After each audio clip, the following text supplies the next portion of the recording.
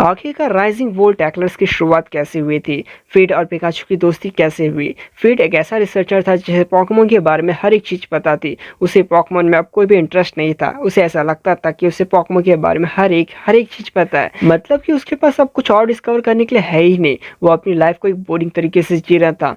तो इस कहानी की शुरुआत कहाँ से हुई थी? फर्स्ट ऑफ ऑल, फ्रेड का फर्स्ट पोकेमॉन पिकाचू है ही नहीं। ये ऐश की स्टोरी नहीं है जहाँ ऐश ने फर्स्ट पोकेमॉन पिकाचू चूज किया था। पोकेमॉन होराइजन के सीरीज में हमें काफी टाइम ऐसा देखने को मिलता है जहाँ हमें ऐसा लगता है कि फ्रेड का फर्स्ट पोकेमॉन पिकाचू ही है, लेकिन वैसा नहीं है। जब राइजिंग वोल्ट टैकलर की क्रू को बनाया गया, यानी कि ग्रुप को बनाया गया था, तो इसमें ऑफिशियली 3 ही मेंबर्स थे। बाद में और मेंबर्स ऐड होते हैं। वेल देखो, द राइजिंग वोल्ट टैकलर्स की टीम जो है वो बनी पिकाचू की वजह से। हाँ, पिकाचू की वजह से ही फ्रेड की लाइफ चेंज हुई। फ्रेड एक कॉर्पोरेट रिसर्चर था जिसे अपनी जॉब यानी कि नौकरी बोरिंग लगती थी, इसीलिए उसने छोड़ दिया। तो ये है फ्रेड की कहानी, जहाँ फ्रेड ने अपने रिसर्चर को जॉब को छोड़ा।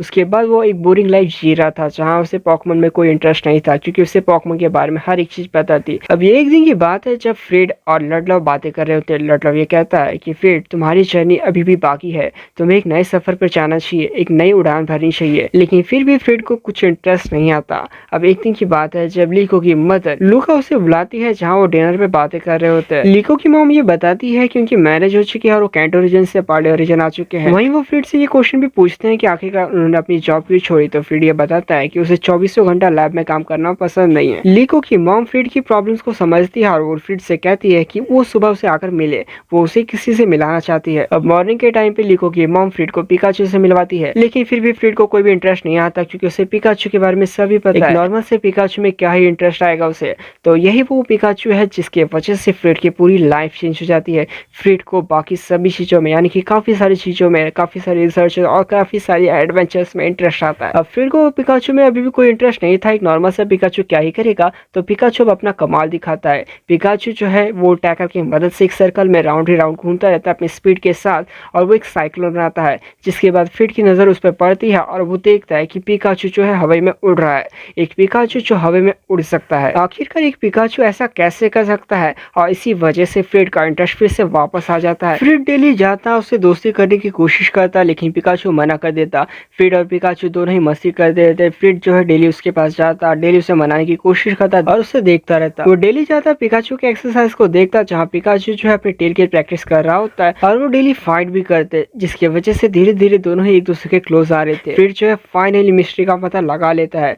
फ्रेड ये बात पता करता है कि पिकाचू जो है सर्कल में बहुत ही तेजी से घूमता रहता है वोल्ट टैकल की मदद से, जिससे थंडर का साइक्लोन बनता है। और इसी बीच पिकाचू अपनी टेल की मदद से बहुत ही लंबी छलांग मारता है, जिसकी वजह से पिकाचू बहुत ही ज्यादा हाई उड़ता है। फ्लाइंग करना एक करेक्ट वर्ड नहीं है, बल्कि वो जंप करता है, जहाँ पिकाचू जो है हवा में अपने पूंछ को स्विंग करता रहता है ताकि वो हवा में कुछ देर के लिए रह सके। उसी वजह से ऐसा दिखाई देता है कि पिकाचू जो है हवा में उड़ रहा है। लेकिन अभी भी पूरी मिस्ट्री सॉल्व नहीं हुई थी। फ्रेड को अभी तक ये बात पता नहीं थी कि पिकाचू आखिरकार ऐसा करता क्यों है। फ्रेड जो है डेली उसे देखता रहता है और समझने की कोशिश कर रहा होता है। फ्रेड जो है ये नोटिस करता है कि पिकाचू किसी भी पोकेमॉन से फाइट नहीं करता, और वो हर मॉर्निंग में वहां आता है उड़ने की कोशिश करता है। उसे हर बार अपने वोल्ट टैकर की मदद से और उतने ऊपर से नीचे गिरने की वजह से चोट लगती है, लेकिन फिर भी पिकाचू डेली हवा में उड़ने की कोशिश करता है। आखिरकार पिकाचू ऐसा कर क्यों रहा है? अब फ्रेड को यह बात समझ में आ जाती है कि सिर्फ रिसर्च करके उसे पोकेमॉन के बारे में सारी इन्फॉर्मेशन नहीं पता चल सकती। अब फ्रेड अपने चार्जर की मदद की वजह से वो भी हवा में उड़ता है, देखना चाहता है कि आखिरकार पिकाचू करता क्या है,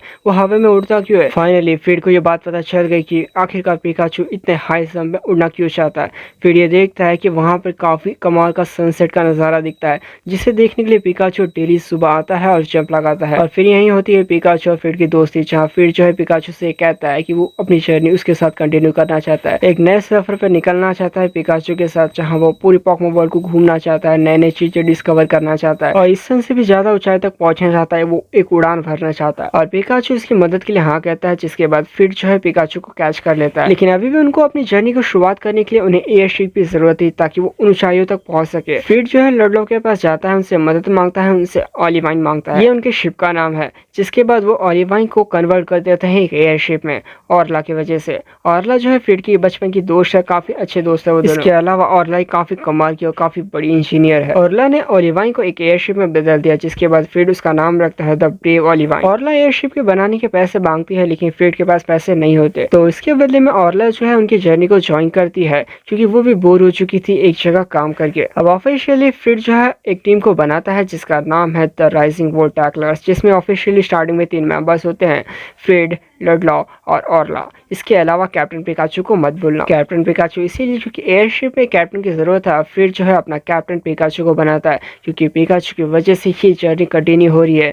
सभी लोग एक साथ आ रहे हैं और एक नई टीम बनने वाली है और यहीं से शुरुआत होती है द राइजिंग वोल्ट टैकलर्स की और फ्रिड के एक नए सफर की, पिकाचू की मिलन की। वेल, अगर तुम्हें इस स्टोरी को पूरी अच्छी तरीके से देखना है और समझना है और जानना चाहते हो तो तुम्हें ये देखने को मिल जाएगा यूट्यूब चैनल पर। पोकेमॉन का official Hindi channel, episode number है 80। और हाँ यार, वीडियो अच्छी लगी हो तो वीडियो को लाइक करना, चैनल को सब्सक्राइब करना और नोटिफिकेशन बेल को ऑन कर देना ताकि कोई भी वीडियो मिस ना हो। मिलते हैं जल्दी एक और कमाल की वीडियो में।